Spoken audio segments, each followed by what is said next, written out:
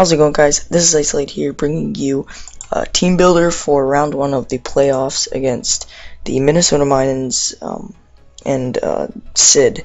Now, first of all, we did battle Sid in the regular season. We lost him. I think that was our first loss. I'm not sure though. And yeah, so I guess I'll just run through his team here. I usually don't do these team builder things, so bear with me if I'm not too good at them. But yeah, so I want to do team builder for the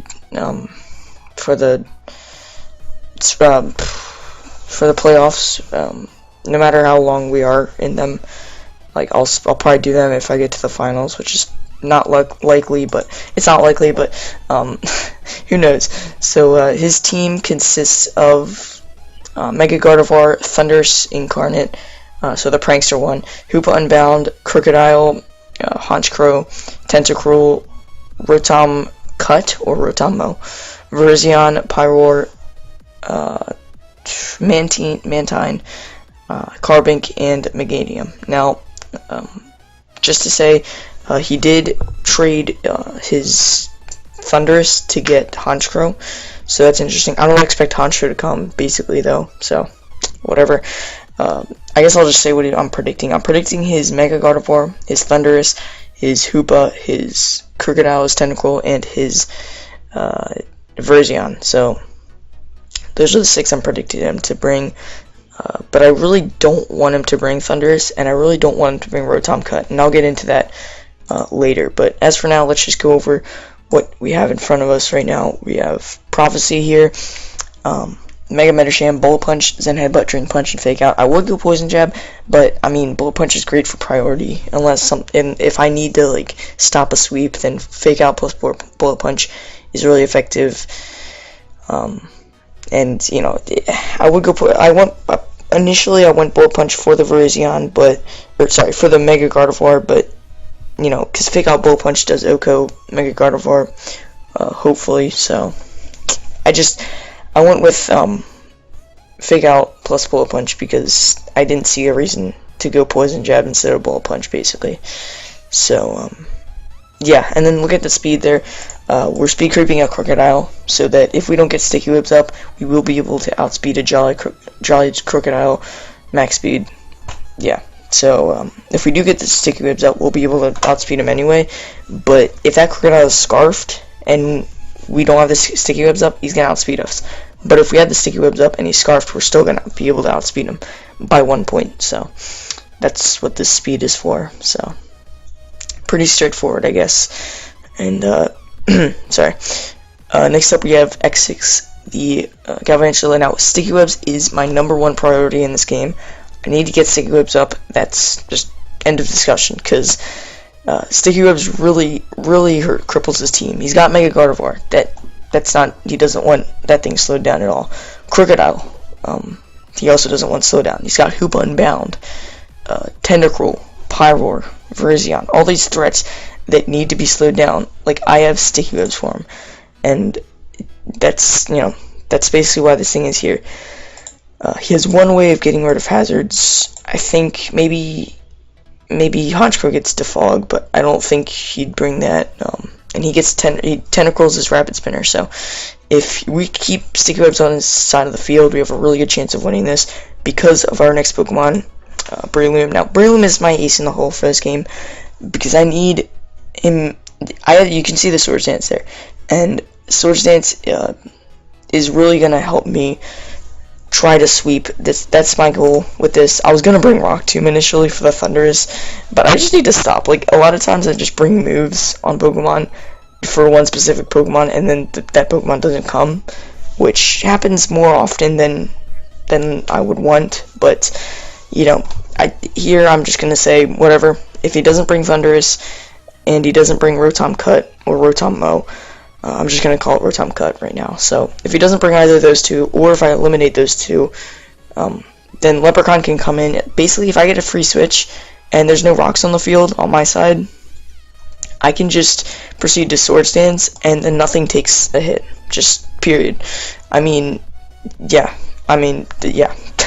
Like, that's basically, or like, if I get a Swords Dance up, we're adamant too, and we're speed creeping. With that speed we have, we are speed creeping a Jolly or Timid Virizion under sticky webs, so that's nice. Obviously, if it's scarfed, it's gonna outspeed us, but that's why a focus sash is there. A lot of times I just put focus sash on Breloom because it's so frail, I need it to get the focus sash and stuff. But this time I actually have a reason, because I need that focus sash to stay, because if I get a Swords Dance up and something hits me and I come down with my sash, I'm still alive, and I have that Mach Punch pressure, and it's just going to be a fun time, basically. I OHKO a Virizion at +2 with Drain Punch. If it's a physically defensive Tentacruel, I think I have a good chance of killing it with 3 hits on Bullet Seed, but not 2. Gardevoir dies to Bullet Seed. So does Hoopa Unbound. I believe Hoopa Unbound, yeah, it dies to Drain Punch. This is all +2, of course. And then Crocodile dies to Mach Punch. Pyro, the same thing. Carbink dies to Bullet Seed, and I don't expect him to bring Mantine or Meganium. I really don't, but of course, most Rotom Cut and Thundurus are the 2 things that stop Breloom, basically, period. I need those things to be gone. Like, physically defensive Rotom Cut, I should say, stops this thing. So I need those things to be gone, and at that point, if I get a Swords Dance up and I live a hit with a Focus Sash, I'm in a good position. I'm in a really good position. So that's why I need the sticky webs too, because this thing isn't Breloom isn't gonna outspeed anything without the sticky webs. It needs that sticky web support. So if we can get rid of Tentacruel and keep the rocks off our side of the field, and keep the sticky webs on his side of the field, then we should be in a really good position to just punch holes through his team with Breloom. So.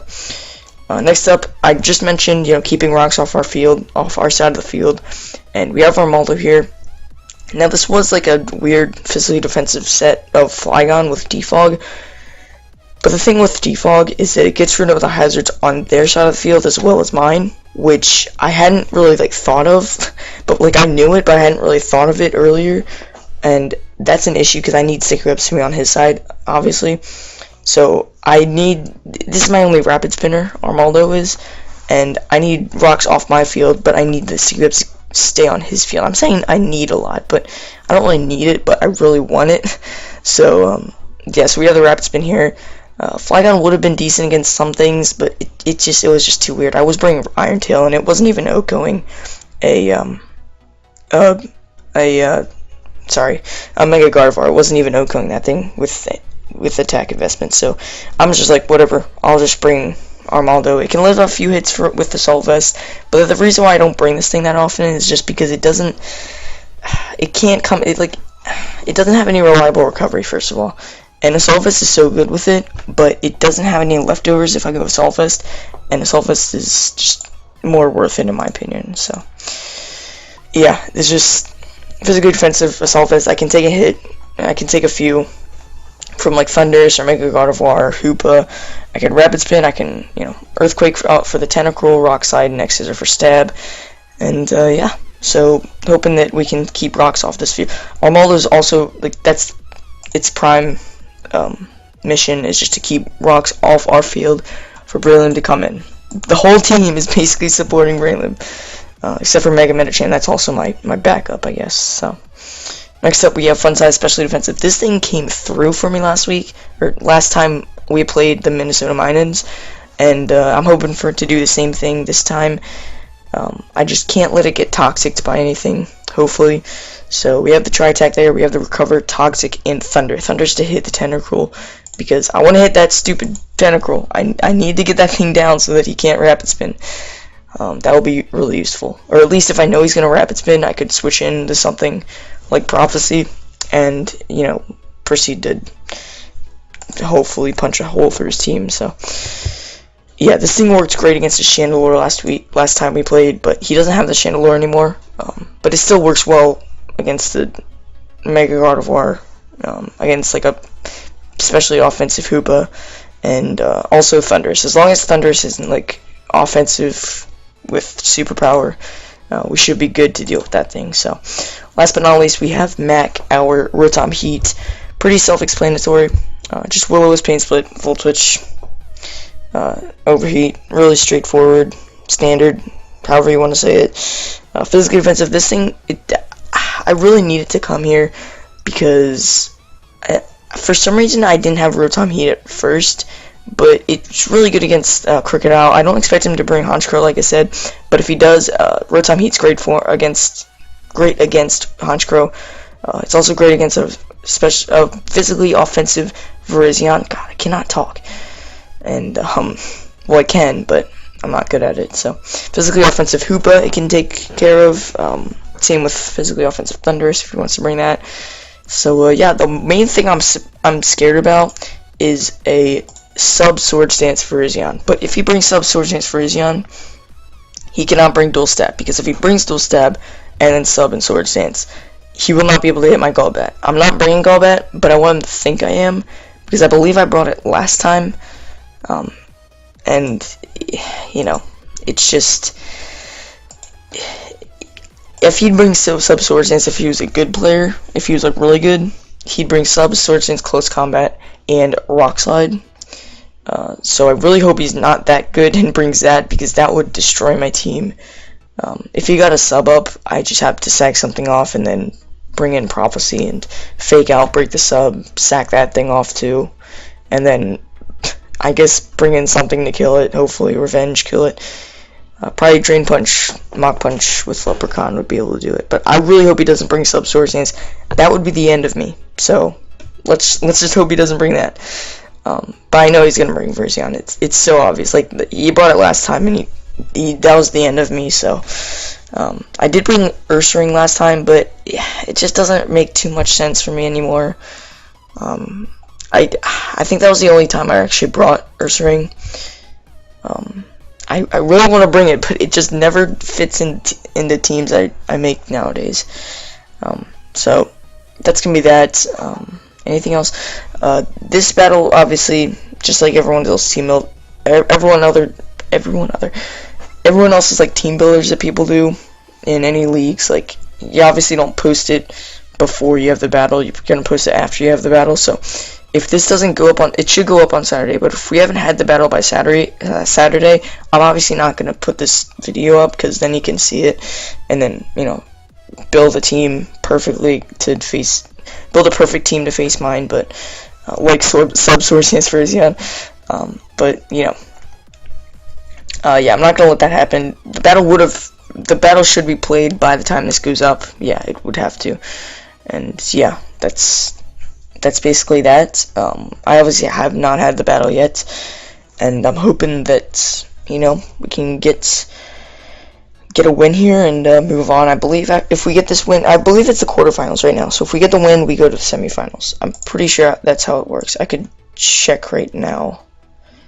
I might as well, because I'm already on the website thing. Yeah, it's quarterfinals. So whoever